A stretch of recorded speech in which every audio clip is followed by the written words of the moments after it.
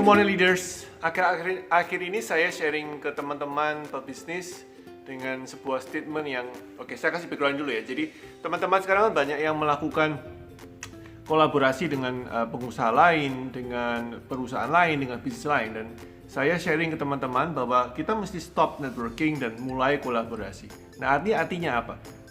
Banyak teman-teman kita yang kolaborasi itu cuma di level networking. Ya, jadi namanya kolaborasi itu sudah lebih tinggi dari networking, guys. Tidak sama dengan networking. Nanti lagi saya jelaskan bedanya di mana ya. Nah, ketika teman-teman bilang, aku sudah collab dengan ini, aku sudah collab dengan ini, ternyata itu cuma networking, belum kolaborasi. Jadi mungkin vlog ini singkat saja, saya akan membedakan antara networking dengan kolaborasi. Dan saran saya, kalau Anda sudah networking cukup lama, mulailah kolaborasi dengan pihak tertentu yang Anda networkingin, ya, sehingga Anda mendapatkan manfaat dan dia dapat manfaat. Oke, so mari kita mulai.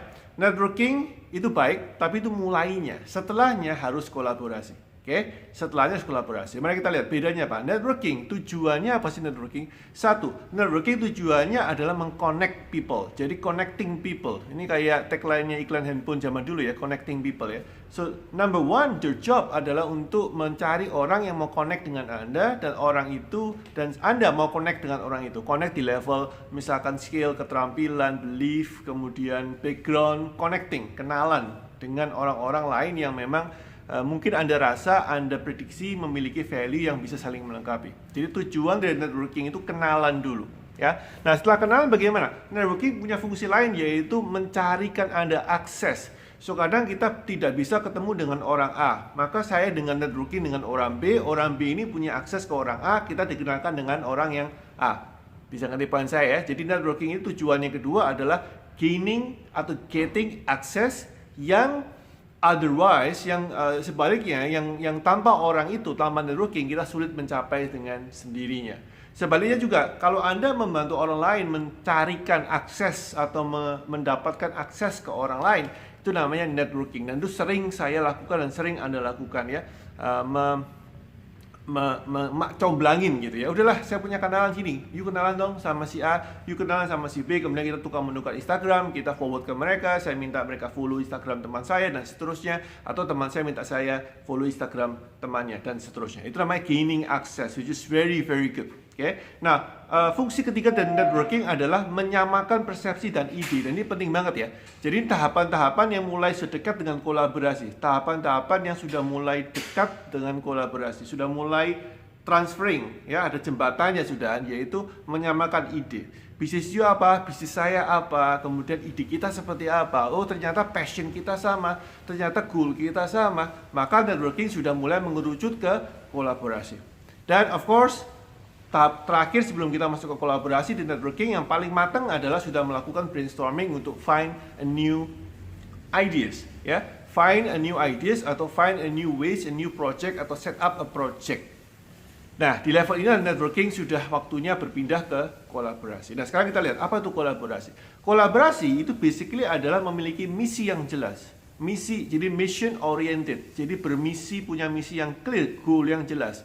Bukan cuma hahaha dan berkenalan, no, tapi ada tujuannya.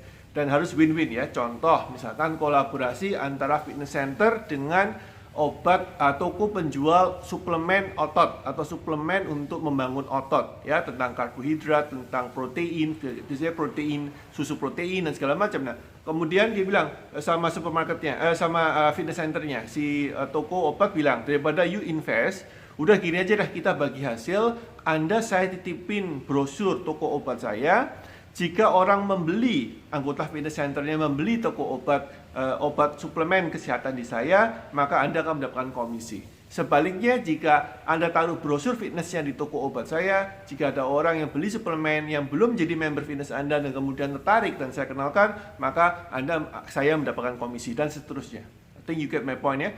Strategis, aliansi, strategic alliances, ini namanya kolaborasi. Very clear, jadi ada goal-nya, ada project-nya, ada hitungannya, ada win-win-nya. Nggak bisa win-lose ya, harus win and win.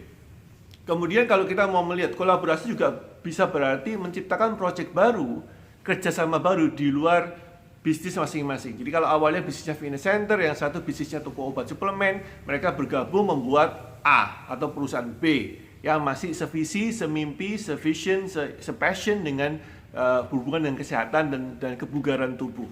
Ya, contoh seperti new project, I don't know whatever the project might be, tapi itu new project. Itu adalah hasil dari kolaborasi. Dan pada akhirnya kemungkinan besar kolaborasi ini bisa dimatangkan menjadi akhirnya joint venture atau membuka perusahaan dengan legalitas partnership, ya.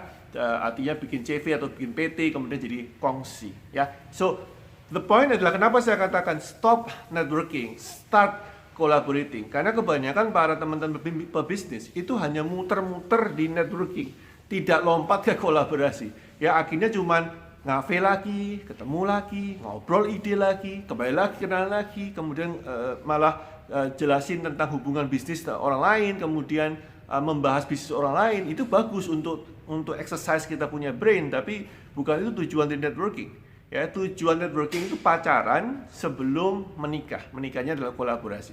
Ya, networking itu pacarannya, kolaborasi itu menikahnya. Jadi kalau saya bilang sudahlah cukup panjang pacarannya, segera dinikahi atau tidak. Artinya tidak usah lagi ngomong bicara lain, sebagai teman saja. Kalau sebagai teman boleh coach ya, boleh, kan nggak ada larangannya.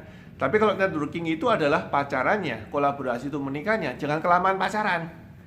You get my point? Okay, so again, that's it. This is a short vlog just untuk mengingatkan, just a reminder for you. Kalau udah kelamaan networking, segera kolaborasi. See you tomorrow. Bye bye.